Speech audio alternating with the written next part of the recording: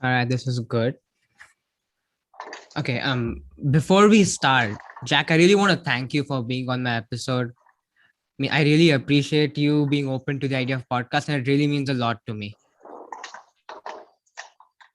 That's good. I'm happy to be here. Fantastic. So, hello everyone. On this episode of the Cyber Cafe, we have a very special guest. We have the founder of Fifth Domain, which is a 40% company. We have Jack Lindsay. Hello, Jack. How are you? I'm good, thanks. How are you? I'm excellent. I mean, I think we had Google Meet before this. I mean, we spoke a lot about various topics about cybersecurity, about national security, about how China is a national threat to almost almost every country in the world. We spoke about analytics. So I'm pretty excited to have you on my show, and I hope we're gonna have a pretty awesome episode. Yeah, I think it'll be good. Mhm. Right. So how would you introduce yourself to anybody? Like when somebody asks you, who is Jack Lindsay? How do you introduce that? How do you introduce yourself? Generally quite poorly. Um, I guess uh, if I was going to introduce what I do in terms of work, I'm a product manager. A lot of people don't know what that means, and that means a lot of different things to a lot of different people. Um, in our sense, or the sense that I use, I try deliver against kind of board direction for a company Mhm.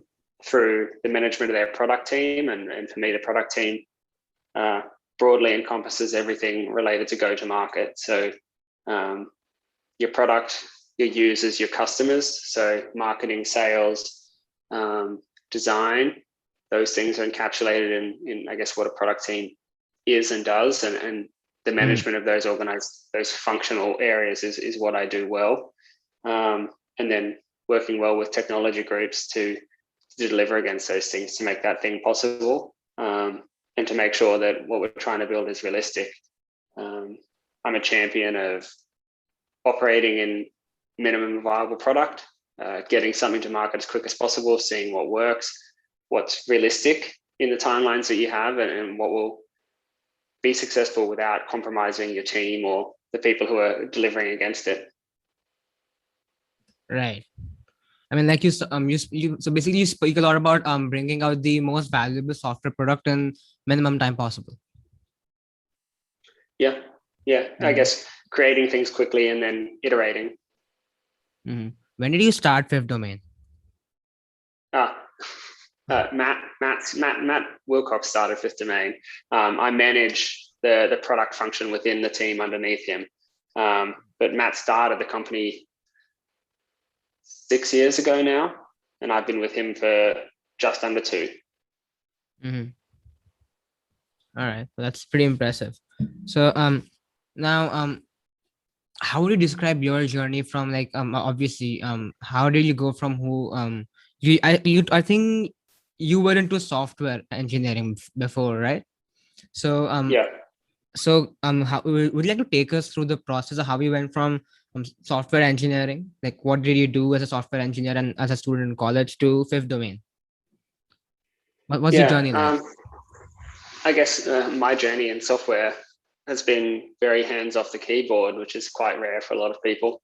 Mhm. Um, I moved straight into a product role in the first software company I worked at. That's at Seeing Machines, which is a really cool startup out of Canberra as well. They do driver monitoring software, computer vision technology. They're probably the world leader at the moment. They've been working on it for some 18 years. Many cars that are coming out now that have anything remotely close to self-driving, except for the Tesla, have Seeing Mhm. Machines software in there. So I spent a lot of time immediately operating between software developers and the business side of a company. So I guess my core function was translating between the two. What is being built? What can we achieve? What are the limitations? And what do we need to be built? And making sure that we found a middle ground to deliver. And I guess that's probably where I lean into my MVPs at best. Quite often in the business world, we have a perfect vision of what we want, but we want that in 6 months. I can get you something working in 6 months. I can get you perfect in 2 years. So what is done in 6 months is kind of the compromise that I'm good at navigating. So that's the space I started in with Seeing Machines. I was quite lucky there. It's a well-funded startup. They actually had about 120 when I started, 120 people. They grew to about 200. So I got to see what it looks like as a company grows through a number of different phases, which is a rare experience for a lot. And it also put me in a good position to meet a lot of executives who were pretty keen to help out someone who was young. From Seeing Machines, I actually jumped through 3 or 4 other startup scale-up businesses. And I seem to always land in this junction of where they're about to be acquired or they had just been acquired. The first company after Seeing Machines was within 8 months, helping them set up their processes for acquisition, but that was another software company, a different type of software company, completely different, but operated in the same space, developing process around.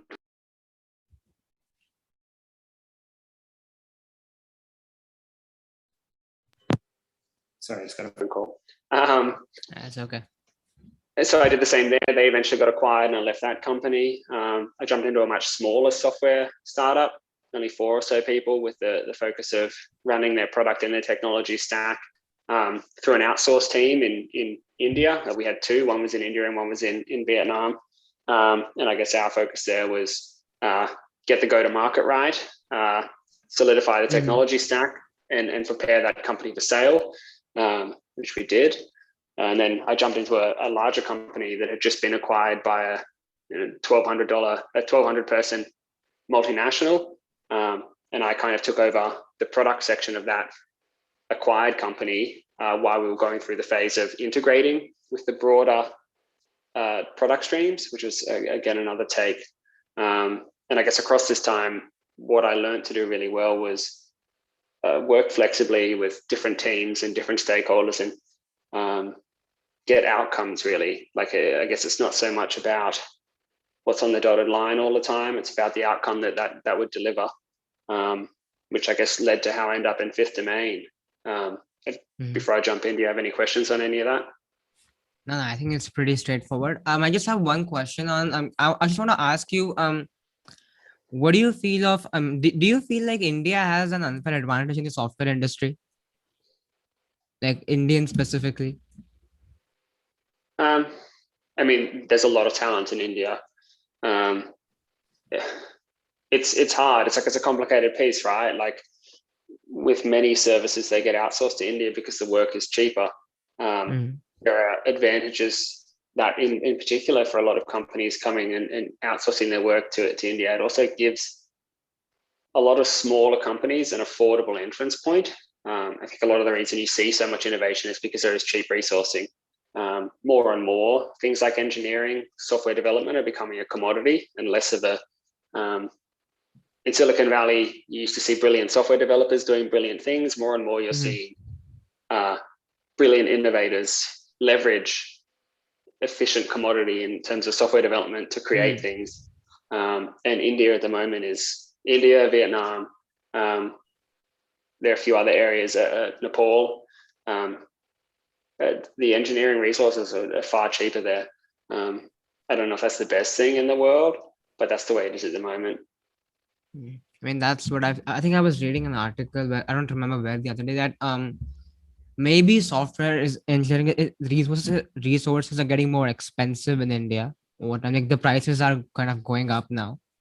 So it just makes me wonder that maybe our greatest flex over everybody else is that we provide stuff at an affordable price. But what if the prices are going up? What do you think, like, for any country, like what can they do to outperform anybody else? Is it efficiency? More efficiency would be preferred if everybody had the same cost, or what would you prefer to do business with? I guess it's hard, right? Like, cost of living drives things up, right? Like in Australia, the cost of living is reasonably high. So immediately our cost of sale is quite high. we're taxed quite heavily. I mean, I don't know well enough India's tax, but I mean, we're taxed, I would say it's a reasonable rate. I'm a lefty. I mean, I support these things. I'm pretty close to a socialist almost. So they drive our costs up, their cost of living, but also the scarcity of the resource, and in general, just like an ignorance of what they actually do. Every developer in Canberra, my home city, 2 years out of college, is a full stack developer contracting into the government for 5 times more than they're worth. And no one really knows how to address that. They can't really, because the contractor said they're worth something, and they'll get the job done. They're not going to be worth the $140,000, $160,000 that they charge to do it. But that's the nature of software development in Australia in particular. I don't know that it's the best approach, but it's the approach we have. And I think more and more, as things continue to outsource, being efficient at producing that talent. South Africa is another really good example. A lot of work is being outsourced. South Africa, they're producing amazing and hard-working talent. I think that's the main thing that comes out of India, is there's a hard work ethic. The job gets done, you know it's going to get done, and you know the quality will be there. If you can guarantee those two things, the price will surge eventually. We talked about when we were on the phone, I don't know if we're jumping ahead and I shouldn't be, but managed security service providers, NTT, Verizon, things like that. They're quite expensive. A lot of them are starting up in places like Australia, America. A lot of organizations are seeing a lot of money. I think that'll probably be the next huge thing to spawn in India, is a cheap cybersecurity resourcing space, cheaper than what it is in Australia, because it is in Australia at the moment, we know we can't fill all the roles, and private enterprise will always look for a cheaper alternative, because while ever there's a shortage of talent, the price of the resource just goes through the roof. And if you look to India, there isn't a shortage. There's a job demand, like there's a need for jobs in India. So you can quickly fill those roles at a cheaper rate. I mean, if there's anyone who's listening to this who's interested in starting a MSSP, managed security service provider in India, reach out, because there's a huge opportunity there.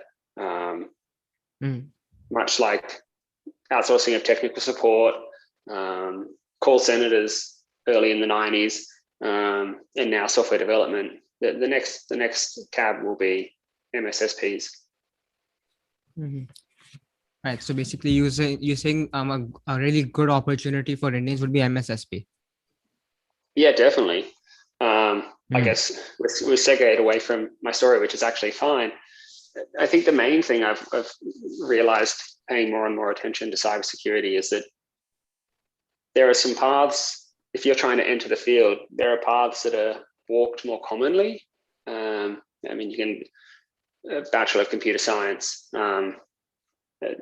do a grad cert in cyber. You're pretty likely to get a job. It's a fairly standard approach. You can go for kind of online learning, self-taught. There are pathways there. One of the training programs I did with Defence, Accelerated Defence Cyber Training. If anyone hasn't seen it, you can Google it. We found that of the top 5 performers in the cohort, one of them had a master's. The very best had a master's in cybersecurity. The 4 had only just graduated year 12, and they were just geeks. They tinkered with computers and they were very effective. They outperformed a bunch of people who had bachelor's degrees. So there are many pathways into this field. You've chosen yourself a fairly unique one. I mean, obviously the bachelor's you're working on is standard, but running this podcast, you're getting exposed to a lot of people. You're getting a lot of exposure yourself, right? Like, that's a unique pathway, and it's probably going to be a successful one. Another really easy way to get in there. Yeah, good. I hope so. Another really good one would be to start an organization, right? Like, cybersecurity isn't all hands on keyboards. I barely touch a keyboard. Every now and again I do it to remind people I can. That's just because they ask. But I'm slower. I'm nowhere near as effective as someone who's doing it consistently, right? Like, if you're not practicing hands on keyboard work, you're not gonna be very efficient. I have to Google a lot. I have to think a lot more because I'm not familiar with what's happening anymore. Definitely not to the standard of someone who's coding every day. But you don't have to be, right? Like if you want to enter the cybersecurity field, cool, start an MSSP, right? You want to have an understanding of the ecosystem. You want to understand the concepts, the roles, the people. But you won't be hands on keyboard. You'll be running an organization, but you're still in cybersecurity. You're still benefiting from the knowledge that you've gained. You can move into legal compliance, things like that, right? There are lots of different. Everyone views the commonly cybersecurity is viewed as hackers. Penetration testers is probably the most common thing. There's a lot more to it. You can be a commentator. There are a lot of those. You'll see them on LinkedIn. There's a lot of noise on LinkedIn. You can also run a business. You can get into recruiting. There are different ways to have a career in cybersecurity that don't limit you to Linux. That's true. I mean, like if we're talking about pen testing, there's a lot of stuff going on LinkedIn specifically. There isn't much on Instagram and YouTube. I mean, if you go on LinkedIn, I mean, cybersecurity, there's talks of anything related to cybersecurity. It's almost everywhere. I mean, it could be something as simple as some phishing attacks, some false application that got ranked on the Google Play Store. I mean, I have read so many incidents. People have shared videos of people like who were installing these crypto apps. Right. They downloaded the wrong application because of Google Play Store. They had ranked the wrong one. Some person, they created a duplicate application of the website version of whatever trading platforms they're using. I'm not going to name any platforms away. Okay. And then they wanted to use the application for their use as well. And this person, they had 5 Bitcoins. That's a lot of money today. So so she entered the username and password in this application after downloading, and in 5 minutes all her cryptocurrency, all Bitcoins were gone. Like they just disappeared. They're gone. Yeah. And she couldn't do anything about it. It's probably the most common, like what you would call cyber attack, right? As well, is just clicking on something you shouldn't have clicked on. It's not it's often not dramatic or advanced, but it's effective. It's just I mean that's pretty basic. I mean, have you heard of the Pegasus spyware attack in India and all over the countries right now? So I was speaking with one of my friends, and he told me that the era of email IDs to be used for phishing attacks is over. I mean, something as simple as a setting in your mobile phone. If you don't do it right, it can literally record your microphone. You can use your microphone to record your phone calls. It has used it multiple times to record WhatsApp messages, text messages. Sometimes maybe your camera, but your mic is still there. You can still cover up your camera. I mean, there was a time, I think 2 months ago, I just joined Facebook. I've never used Facebook my entire life. Okay, I'm not from that generation, so I just started Facebook for social media because I was like, hey, I have to use it. And then obviously you have all these scams of fake women who want to give you video calls and stuff. Right. So I was like, okay. I'm like, okay, fine. You know what? I'm going to record them and expose these people. Obviously, I didn't know what you're supposed to do to expose them properly. The way you're supposed to gather evidence. I was like, I will just go for it. Then I just taped my mobile phone. So my camera was black when the screen recording turned on, because I knew that, hey, that person's going to record it and blackmail me for money. She was there. I wasn't there. Like, my screen was black. So I mean, she couldn't like do anything much with the video call, but she still tried to threaten me that, hey, I'm sending this video to people. I'm like, hey, my face isn't in there. What are you gonna send them? But again, that's the point, right? I mean, that this thing was a simple, very basic form of cybersecurity issue or a simple cyber attack. Now these attacks have become super complicated. Right? I mean, for the common man, it is very difficult because they don't understand what's going on, and everybody in the mainstream world, but with the mainstream media or anywhere else they make it sound so complex to them in layman terms. It becomes way more complicated for them to understand than it actually is. So the layman does not understand what's going on. But there are a lot of channels now who I'm glad that they have taken this social media and they've used it to actually explain what's going on in simple words. Now there are lots of good videos out there who explain the Pegasus attack in detail in simple words. Right. Yeah, no, I agree. It feels like a lot of people just want to be safe. They don't have to worry about it, which is fair enough, really. And it's I guess on private enterprise to walk the line of how they make that possible. Most banks now, you can't transfer money without receiving a text message, right? Yeah. I guess that's to ensure and to separate the opportunity for cyber attackers to quickly and easily take all of your money, right? Right. But again, that annoys people. Like, they don't want to have to do that, and they don't understand why they do need to do it. It's pretty unlikely we ever get to the stage where everyone is, and maybe I'm wrong. We see a lot more cyber literacy in primary schools, so hopefully the next generation coming through have a much stronger understanding of what not to click on, how to navigate the internet, and why we have all these second factors to protect you. Fair enough. That's true. I think education plays a very important role. I mean, that's one thing that's been missing, that in our countries, that our elders, they may or may not have this basic tech knowledge on how things work, which is why, I mean, when lockdown started, a lot of teachers in India, they were struggling to understand how this online stream system worked, because I don't think any teacher across the world, a lot of teachers, they don't have access to the technology on a daily basis, unlike most students. So they were struggling to understand what's going on. So that's a pretty simple example of explaining the fact that it is very hard for elders. Like, the most vulnerable target is not children, it's elders, because kids know, like, we know what's going on. I mean, most of us are aware about basic scams. I mean, if you look at simple scam websites, I mean, they look like crap. They haven't even built the website properly. Their blog section has a welcome to WordPress blog. Are you kidding me? And they're like, we're a legitimate website, and you only have one blog that says, hey, this is a WordPress blog. You know, that default template that pops up when you start a blog. I mean, they haven't even built the website properly. I mean, if you want to do a scam, do it right. Do it right.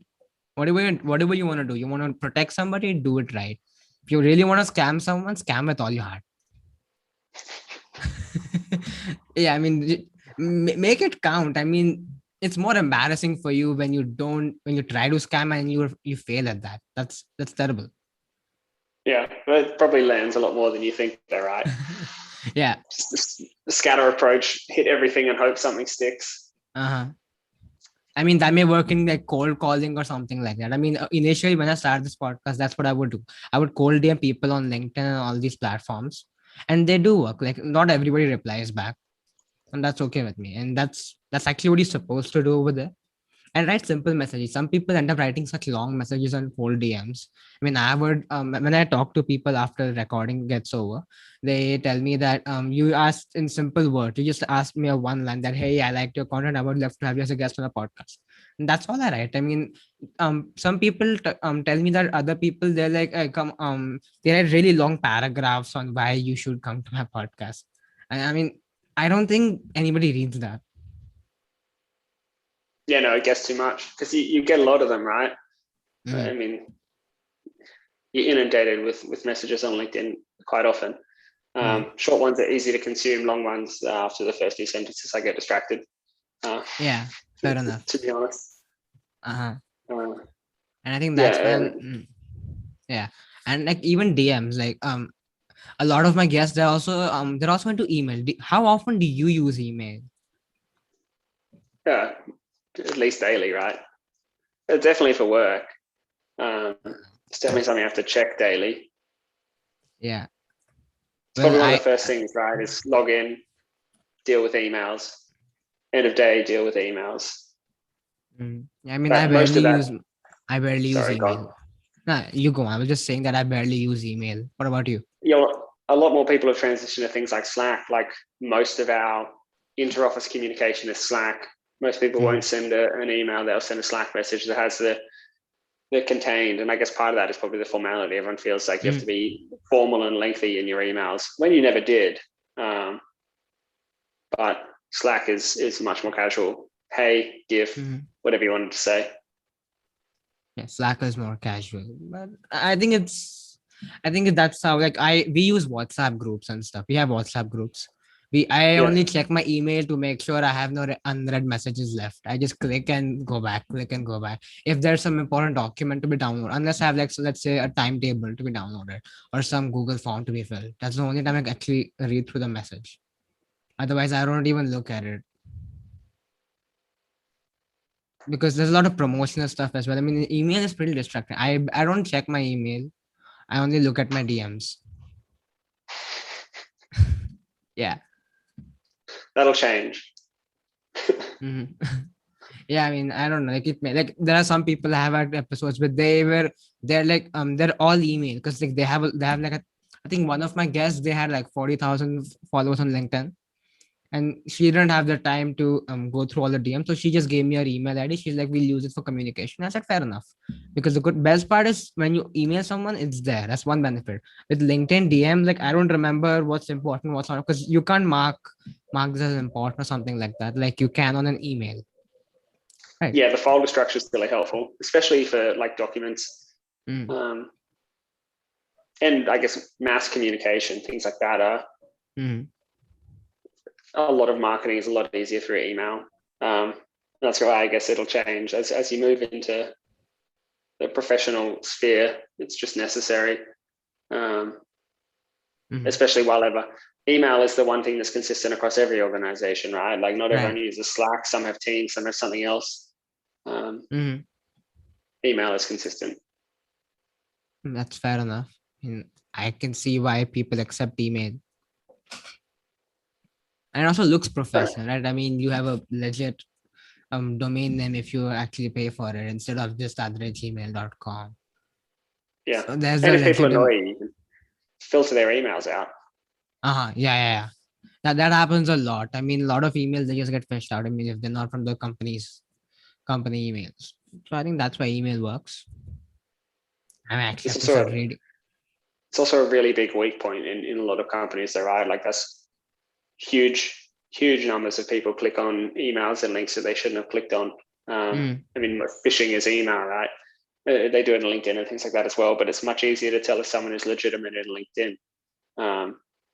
People still fall for fraudulent accounts, but with email, if you have a legitimate domain name, as you said, a lot of people will open that email and some people will click on the link. That's fair enough. And that's what I think about like LinkedIn and email. I mean, emails, like my father's company. I just remember, I think last month or 2 months ago, there was this, like, my father was working from home. Now everybody's working remotely in India because we had the second wave, so we had to shut down the entire nation. So everybody was working from home. So I recall my father putting his laptop in a bag, and there was a truck or a tempo that came by, and it was a truck full of computers, and they were going back to the office. I said, why? Because they were setting it up to a single VPN, because there was a major phishing scam that happened in the company that cost them let's say a decent amount of money. A lot of money was lost because of simple phishing attack, because they thought the client is asking for the money in advance, and they just paid a good sum of money in advance, and turns out it wasn't the client, it was some malicious hacker. It was a hacker who just got hold of their email IDs and used it to get some money. So it was a truck full of computers they used to give you set up the VPNs, and then they gave my father this really weird 16 to 20 digit randomly generated password. So I mean, you can literally say like I love pizza in an encrypted form, like 1L0V3PIZZ @ that could be a good password, but no, this was, I mean, they're pretty annoying, the long ones. Yeah, they no, I agree with that. Yeah. And that's like what you're describing isn't uncommon. the majority of phishing attempts would be sent to financial people and salespeople, right? Like Right. salespeople are probably the ones most likely to forward an invoice onto their financial team or click the link. Anyone in the financial team is probably the person most likely to pay an invoice, right? So they are typically the people targeted most is sales. First and foremost, sales. Second, finance. Right. And for exactly that reason, you only need to fool one person and you get a large amount of money. That's true. And which is why they now have this practice sessions in which they they have a cybersecurity team now that sends out random practice phishing mails just to these employees, and if they click on it, they are called to the office. Yeah, it's just a link, right? Like it's just yeah. I mean, nothing actually happens, but again, at the end of the month, they're called to the office to tell them that, hey, this was a wrong email, you weren't supposed to click on it. Yeah. Well, and I guess you can be more productive than that. I don't know if what InfoSec, we have ISO 27001, 27001 in Australia, and like a core component of that is security training, awareness training, making sure people understand what not to click on, what they can click on, what they should do if they see something wrong. Clear desk policies, lock laptop, like standard cyber hygiene. In a certification for business, and they're incredibly effective. It's really simple, really basic training. It's kind of awareness. It makes people understand the repercussions and what not to do. It's probably the best line of defense that we have is just cyber hygiene, security, awareness, and fairly basic training. A number of providers that would do this sort of thing. And it's much more effective than just sending people annoying links and getting mad at them for clicking them. Right. So, I mean, that gives a basic level of protection. But, remember, like I spoke about the Project Pegasus, like the advanced level of cybersecurity. I mean, if a country really wants to get into the people's system, they can do that with ease today. I mean, this technology was created for criminals and terrorists. But what I'm seeing is that, like I said before, this is basic. It's like knowing how to read and write in English or a particular language. If like you should know how to read and write in your native language. That's standard cybersecurity awareness. But today, like I said, simple phone settings. I mean, I spoke with a guest before. I asked him that, hey, I turned my settings off in my phone. Let's say I say that this app cannot access my microphone. Is my phone still at risk? He said yes, because most Android phones, they're linked with Google. Even if you turn off all the permissions for basic application on the phone, Google, since our phone runs on Google, it will still try to record my voice to ensure that my phone is actually being used or not. Right. And then all of this data is stored in Google's database, and other applications use it for APIs. I mean, now you hear complaints about, I hear so many complaints when I tell people that I have a cybersecurity podcast. The first thing they tell me these days is that Ishan, like there was a time when we would talk about something and it would come up on my phone when I opened Instagram and YouTube. But that was okay. I mean, we didn't like it, but okay, that's fair enough. Now I'm thinking about something and it pops up on my phone. It's gone to another level now. I mean, it was just audio, they're listening, but now it's over here. I mean, they indirectly know what's going on in our subconscious and what our brain wants. I mean, I don't blame them. It's social media company's job, right?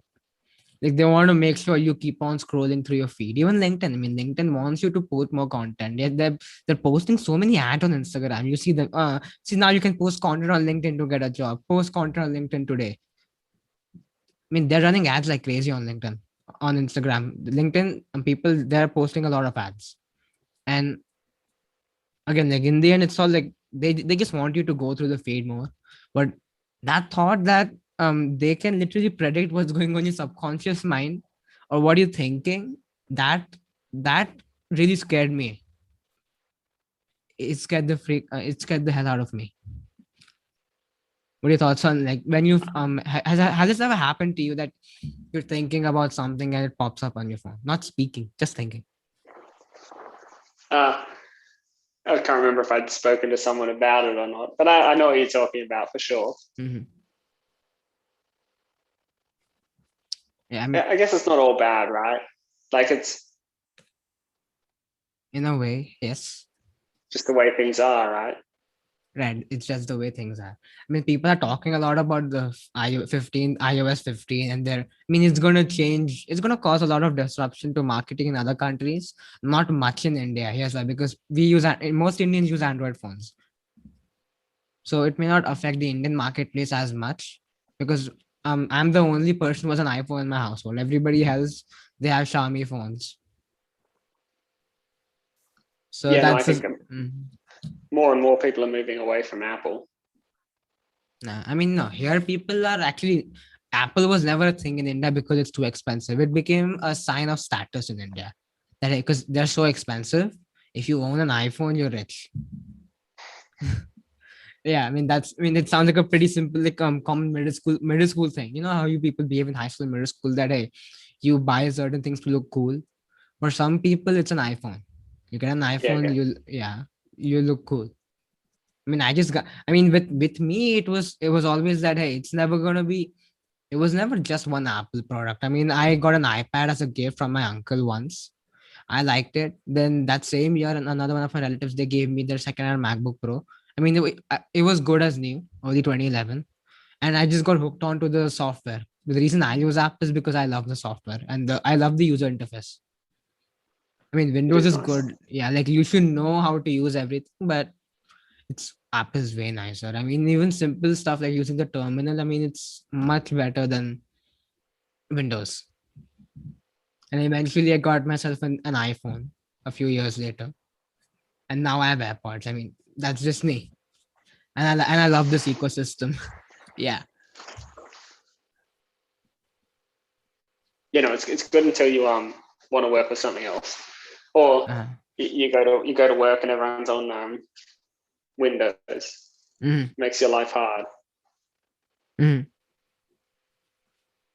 Well, what about fifth domain? Like, what do you guys, do you have like a standard system of like using like only company allotted devices, or you people use your own devices for working? Oh, we all have company provided devices, but we have an assortment of. There are some users who are on Macs, Mm. and then the rest of us on Linux or Windows. Ah, Yeah, that's I pretty mean, impressive. So, yeah, you were saying. most of the development team would be Linux, right? Some of us who are, I guess, outside the development team are Linux as well, but anyone who isn't a developer is generally on Windows. Mm. That's pretty impressive. I mean, how often have you used Linux? Not for a while. Um, to be honest, only when I'm ever doing like cybersecurity training, I only got back into using it in the last 6 to 8 months, and that's because I had to for the kind of cyber side of things. Mm. Otherwise, I'm just too familiar with Windows now. If I'm not coding, Windows is so much easier. It's built for this, right? Right. Mm. Impressive. Right. So, moving on. Let's talk about China right now. I mean, you, China. I mean, now as of this recording, I think Afghanistan's in the news, but over the last 2 years, China has always been in the news. We always hear about China getting involved in cybersecurity attacks. I mean, a recent report I read about like China and Pakistan using cyber attacks against a lot of government agencies in India. They use cyber attacks against Indian companies, and I'm pretty sure it must be the same all over the world. So, how do you feel when you read something about a cyber attack that involves China in it? I don't know. It varies. Ultimately, it's likely that Australia, I'm Australian, America, etc., are undertaking the same activities. Um, there are actually no shortage of reports that are confirmed by America that Hmm. prove this. I think it's the easiest place for them to undertake espionage or anything that remotely resembles warfare without directly costing lives. I think a lot of what they do would be costing lives. Obviously, there's damage from impacts to healthcare, impacts to utilities, impacts to critical services, which we're seeing a lot of. And I'm sure that goes both ways. But I guess it's an indirect cost of life, loss of Cost. life. I think it's an indirect cost of livelihood more than Yeah, just well, and I guess lives. Loss of livelihood. more and more you're seeing pressure to be put back, right? Like after the recent attacks by Russia, you saw America obviously quite upset, and they've started talking about the rules of engagement. And for the most part, that would be to prevent significant economic damage and prevent loss of life. I think they will continue to allow the private area to be available for espionage because there's no direct risk to life. It's far less direct. But eventually they will close that door as well, and we'll see what happens when that happens. But I think the immediate focus, especially for Biden, is around limiting opportunity for these attacks to cost lives. That's shutting down healthcare, that's shutting off utilities in critical times. That's, I think, the focus they have there, especially for Russia. They're probably less loud about it with China, but I imagine similar issues are occurring. And I imagine China are experiencing very similar incidents. Right. I guess more and more you're seeing America start to use these attacks as a weapon when they look at like the geopolitical areas, Right. Fair enough. geopolitical shifts, right?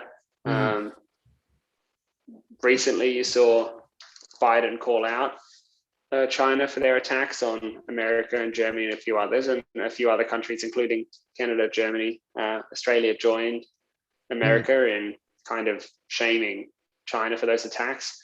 I think the ability to attribute an attack to a particular region is becoming a weapon for America, or a shield, depending on how we want to look at it. But in one sense, it's a shield to stop these attacks, but more than that, it's a weapon to continue to allow America to have such strong say in the kind of the political shifts around the world, being able to turn countries against China for these cyber attacks, while at the same time very likely performing their own, is a really powerful thing. And they're leading the charge on that right now. I don't think anyone matches their capability in terms of understanding and assigning fault.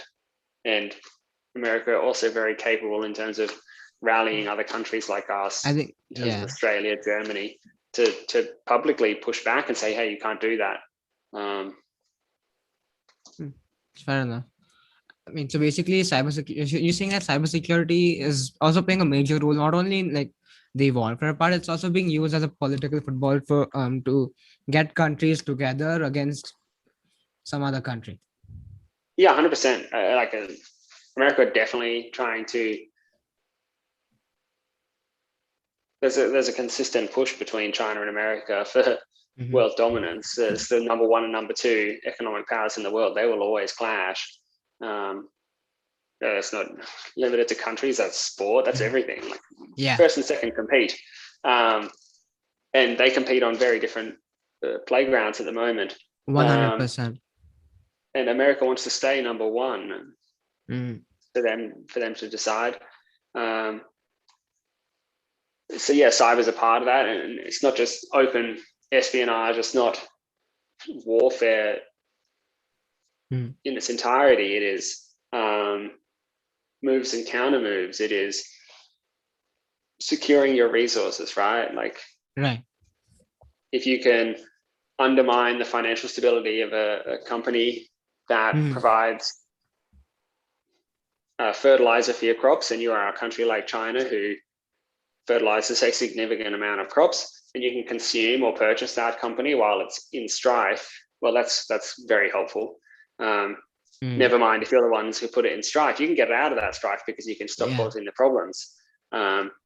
If you can influence the cost of iron ore in the lead up to procuring a significant amount of iron ore because you're about to undertake a large amount of infrastructure, that's beneficial to a country to do that. Right. Especially if you can't be caught. And part of catching these people out now is trying to A, prevent it, and B, hold them accountable so you can prevent those, I guess, benefits, losses on one side and benefits on the other. Right.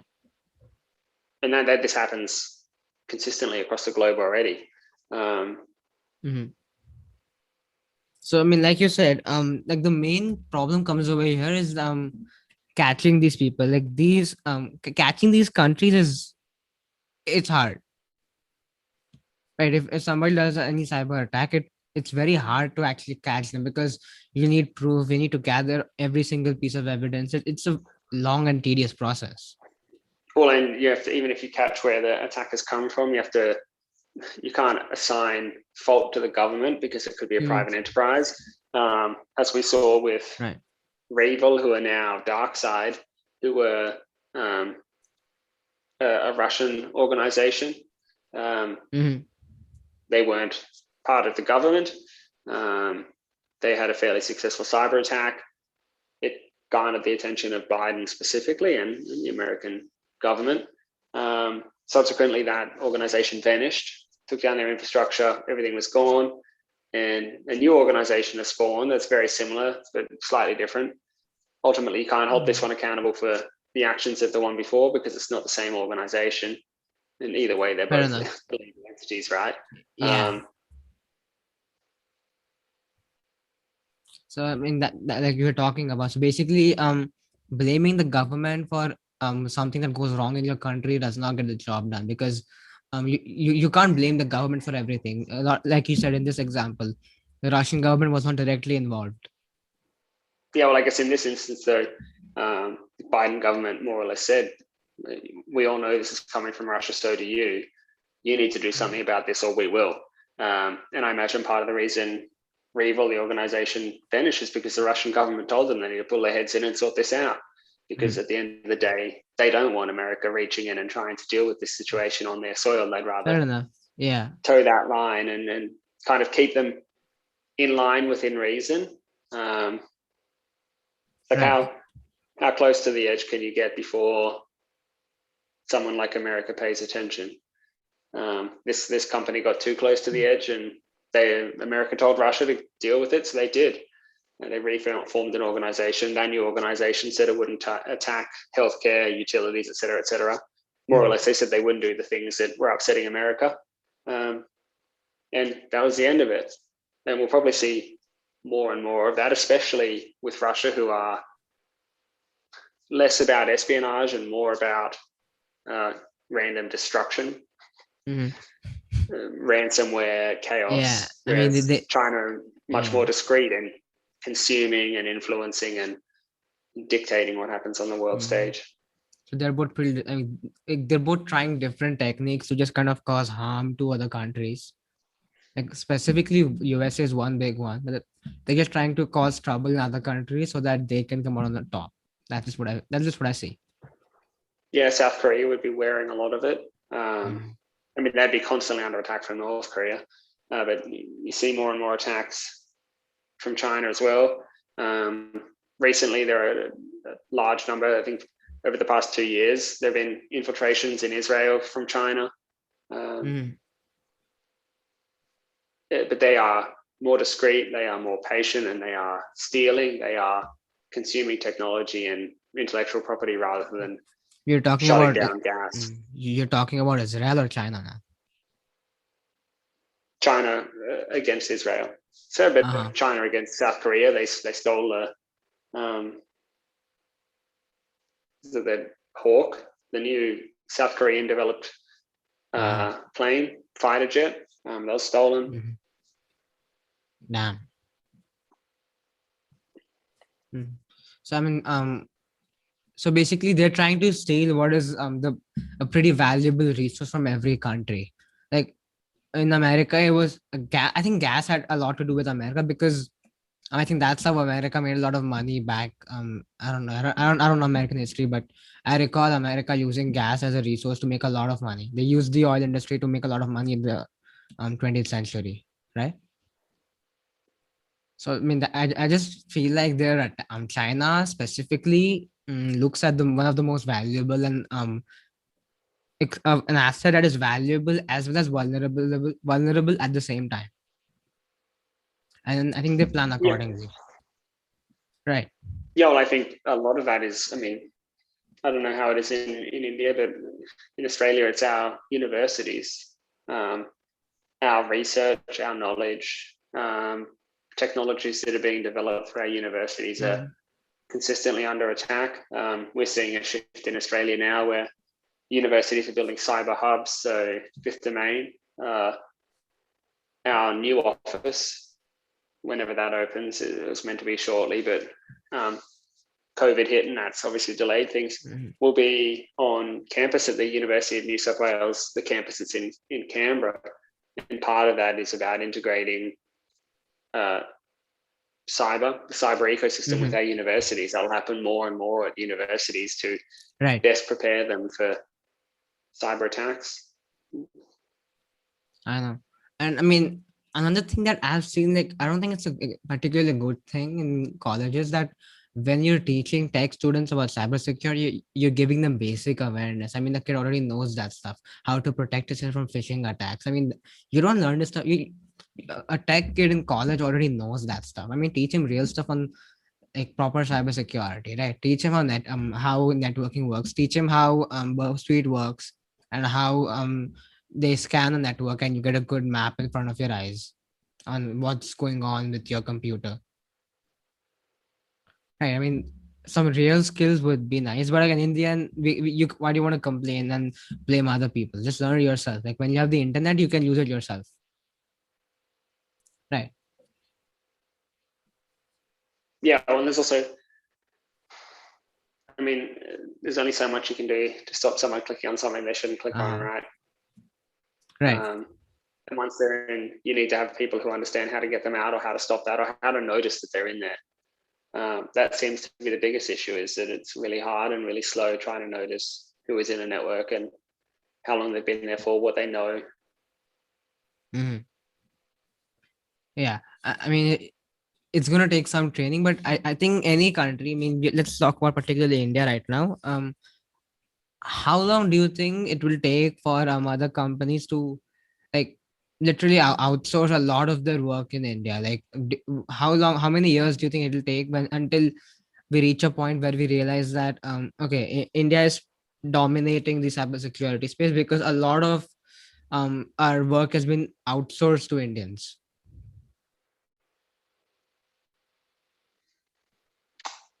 It'll be hard and it'll be slow. Like it'll probably be a long time before it's recognized. I think even now people try not to. It's not widely recognized that Mhm. software development's been outsourced in Yeah, fair India. enough. We still have a lot of software developers, but it's not something that's really spoken about. For quite some time before it's kind of realized, recognized, acknowledged. But Mhm. I think it's probably happening now, especially for tier one SOC analysts in particular. But more and more it'll happen. It'll be a bit slower with like government and defense. It's never going to happen with, because they want sovereign resources. For the same reason that you need a security clearance to work in most of those organizations, right? Yeah, right. But private enterprise they're not hamstrung in that same way. Especially private enterprise that are multinational, right? Like they don't need sovereign resources in each country. They need resources to deal with a multinational organization. Mhm. If I'm a business that owns 40 businesses and those businesses are in 15 different countries, I don't need 15 different SOC areas. I need one to service everything. Where that is, it doesn't actually matter to me as long as it's 24/7 and they're good. And if China or India or Nepal or someone else is cheaper, they'll probably look to those countries, right? If they have a business in Mhm. China, I can see that they would have a SOC in China. I Fair think enough. that's Right. what they will look for. Mhm. I mean, I think one point we missed out on is the security aspect of how China is so. The reason I think China is so secure is because they have a national level firewall. and they have this huge firewall that protects most of the Chinese enterprise from any outsider companies. I mean, China has banned YouTube. Most of the platform that we use, YouTube, Instagram, they're all banned in China. You don't see them. You don't use them. Right. I mean, similarly, India, we banned TikTok because I think one reason why we banned TikTok, like the reason China bans foreign applications is because I think it's not just security, but it's also the influence part that they want to control how the people of China are influenced, and they can do so by native applications. I think that's one reason why we banned TikTok in India, because I mean, there's obviously that the data issue. I mean, but that's every social media company that has that has data issues. Like, we're just trying to say it's particularly China, but that's not the case here. I think it has a lot to do with the increase in Chinese influence on a Chinese platform. Because if you ever do you watch Instagram Reels and TikToks? Instagram, not TikTok. No, okay. Okay, so I mean, if you ever go through the reels, there are so many trends. Like, there are multiple trends with music going on in them, right? And what's going on, like, what's something I have observed as a consumer is that you listen to that same music multiple times. It's like, if I may not it's just replicated in my mind. I mean, I know the entire song entirely. I know the entire music. I know the name of the music. I know the beats now. I mean, like, I may not be able to, a kid may not be able to study properly for an exam, but hey, if he's able to go through TikTok, he knows the music. He knows what the trend is, right? So I think that repetition can be misused into feeding a lot of negative information by the Chinese in the subconscious mind, right? It could be potentially used to put a wrong message in our subconscious about maybe, let's say, something even as simple as our what we think about our country, right? If it's in the wrong hands, the algorithm is programmed such that, let's say, if China had access on doing whatever they wanted, they could literally bring out some negative music that talks shit about my country. And because it's on a trend, first of all, it would take very long for the government to say that, okay, take these videos down, because first of all, there are too many, and second, these platforms are designed such that even if you wait 24 hours, these videos, they have lakhs and millions of views, right? And it's already reached millions of people, and deep down, I mean, they already got the job done. You see where well, I'm I can going see, with this? I mean, it's the same with Facebook, right? Like, there's a Mhm. huge push right now against misinformation, especially around COVID in particular, right? Like, Mhm. Right. it's like 12 voices influence an insane amount of people who are anti-vaccination. Mhm. Facebook spend a lot of time trying to manage that noise, but it's really hard with social media. Once it has an audience, once it has, as you've said, like, once it's trending, it spreads, and Mhm. it's hard to I undo mean, the yeah, I damage mean, what of I'm trying to someone's talk opinion being about is, formed. yeah, and I'm trying to talk about control specifically. I mean, like, let's say you're talking about, I don't want to talk a lot about vaccines, but since we're like, it could be either way. Like, you could maybe, you're trying to just control voice. Now, in a lot of cases, um, like, what I'm trying to say is that, don't try and give absolute authority to one single entity. In the case of TikTok, China had absolute authority. They could do whatever they wanted with their platform. They didn't like a video, they could take it out. They could reprogram the algorithm in China. They could use that service to manipulate people into believing different things about China. It could happen, right? Same for any, I think same for any platform. Like, you were talking about anti-vaxxers and vaxxers. I mean, now there's a responsibility of, like, free speech, and I don't know, like, bullying other people, and like bullying other people who want to take the vaccine or who don't want to take the vaccine, right? I mean, like, I personally don't care because I've already taken the shot. So I mean, if whatever happens, people are like, are you vax, anti-vax? I'm like, I don't care. I've taken the vaccine, I've taken the shots. Let's see what happens. Right. So I'm kind of like, just what do you think about like people just trying to bully a particular group just because they don't agree with each other? I mean, there's a lot of polarization going on social media right now, right? Yeah. Um, It's a complicated question. And I guess it varies. There are definitely times when it's important to do. This is probably one of those times. Ultimately, the decision of a few here could cost the lives of many. Is it reasonable for us to influence them because their decision takes the lives of, like, will cost the lives, and it will cost the lives of others? I guess also I come from Australia, where we don't have free speech. It's not a right. We don't have a constitution that says we have the right to free speech, and I don't think we should. Like, if you're there are definitely thoughts that I don't think people should have the right to share. I think people sharing those thoughts can cause a lot of harm. Vaccines is a really good example of that. Sharing misinformation about vaccinations, whether you're intentionally ignorant or just ignorant, if it is factually incorrect and science says that, you shouldn't be allowed to share that information if it comes at the expense of others. And in this case, it does come at the expense of others. I wish there had been a harder line on things like climate change. We know what's happening, right? There were quite a number of people who denied it. They're idiots. We shouldn't have given them the voice that we gave them, because that voice grew and it caused problems. And we know they were wrong. We knew they were wrong at the time.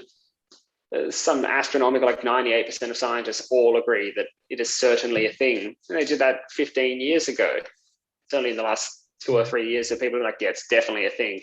No, we knew it back then. Just some loud people influenced a large amount of people, and that will cost lives. It's costing lives already, right? Like, we can see the increase in fires and a bunch of other things, and that's costing lives, it's costing homes, and that's because we gave those people a voice, and we knew we shouldn't have, because the people we should have been listening to told us that they were wrong. And it's the same here. Scientists are telling us this vaccine will save lives, and if people don't take the vaccine, people will lose lives, and we're seeing people lose their lives. They shouldn't be given the voice. Interesting. Not always. I disagree with you on that. Like, if let's say a particular community like tries to say something, there are definitely, that's social media, like that's free space. If a particular community is trying their best to, bring out their opinion, and there's obviously some other people who, let's say for instance, let's talk about climate change. Like, if there's some people who just say that, oh, it doesn't exist, there are definitely people on these platforms who also believe that, hey, climate change exists. If it were up to me, I would be like, let the debate happen, let people see all the facts and how they're debating, and let them decide what they want to decide, if it's real or not. Because in the end, if it's a real thing, we have to face it together. If it's not, at least now you know what's going on, right? Let's not, that's what I'm trying to say. Not everyone is always open to being wrong or being open to the other side, right? So you'll never get consensus.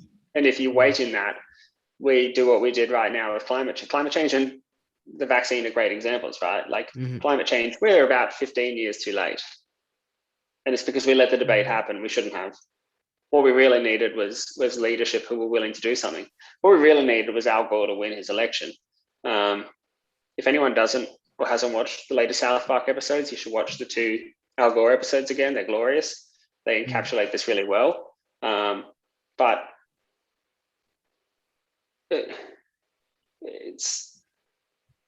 I get what you're saying, but in practice it doesn't work. And in practice, when you let that voice grow, it can cause a lot of harm. And I guess that's the conversation: is free speech worth a lot of harm? I don't know. Some people probably say it is. Even on a security level, like, there are a lot of national secrets that shouldn't be spoken about in front of people. That's one place where you shouldn't have the freedom to talk about. You shouldn't have the right to talk about a lot of national secrets on social media. That's wrong, right? So I understand what you're trying to say. Yeah, like, it's complicated, right? And it's complicated because it's dangerous, because silencing people is really dangerous. We've seen a lot of examples where silencing people is done by an oppressive group who are trying to silence innovation, right? It's quite possible we see something very similar to that in Afghanistan soon. You saw the recent video. I mean, I saw a Yeah, guy it's falling off from a plane. That was very disturbing. I mean, people were fleeing to the United States. They sat on the wheels of the plane. Like, the wheels are on the bottom. Like yeah, there, and a few of them fell down from the wheels section. I mean, that was pretty disturbing to see. yeah, and it's because they are about to be silenced, right? So there are Yeah. times when it's really dangerous and it's really, I mean, it's something you should defend, but Mhm. that's a really complicated situation, and it's, Yeah. I don't know. I feel like everyone has to make a call on what's in front of them, um, and try and educate themselves as best they can. Mhm. Because it I mean, isn't, it can't be black and white, right? You can't say yes or yeah, no all of the time. I agree. You can't say yes or no. So I think, I don't know. I think that's for freedom of speech. I would just say, like, let's just let things unfold. We'll see what needs to be done, and people, the let's just hope the right things happen at the right time. That's all we can say, right? As individuals, that's all we Yeah, can do. see, looking back, it feels like a lot of the time things happen the way they should happen. So you let it play out, but lots of effort goes into making sure things play out the right way, right? Uh-huh.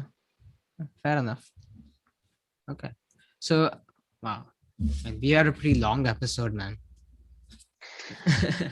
Yeah, and I mean, the best part is Zoom just waived off my 40-minute time limit. So I'm like, hey, that's much better now. I have no time at all. I saw that. Yeah. All right. So just one last thing. I think it's been a pretty long episode, and I think we should wrap things up. So, Jack, 3 things you want to leave the audience of my podcast with. 3 things. Yeah. The first, tomorrow morning, I'm pushing out a survey. I'm keen to get people's thoughts on the best people and organizations to follow for, I guess, cyber threat intelligence information. I'm super keen for everyone's feedback on that. So if you're watching this, I'll put the links in the comments when this goes up. Mhm. Sure. Please give me your feedback. If you just want the consolidated list to see what it looks like, Mhm. just send your email in and I'll send you a copy of the list. Point number one. Point number two, there are lots of different pathways to get into the field of cybersecurity. Mhm. And you can kind of forge your own path. You can take a path that exists and follow it as best you can. Ultimately, it's just about being determined and finding a way in, right? You can run a podcast, you can start a business, you can go through uni, you can self-teach yourself. There's lots of opportunities there. And the final thing is, if you want to start an MSSP in India, reach out to me. You can find me on LinkedIn, and I am excited to get involved in that. I know. I mean, That'll be it. yeah. I mean, I'm pretty sure a lot of Indians are going to be interested in getting in an MSSP. Yeah, Mhm. and Right. it'd be a good opportunity. Anyway, thanks I for know. having me on. Right. That was pretty impressive. Thanks for being on my show. Peace.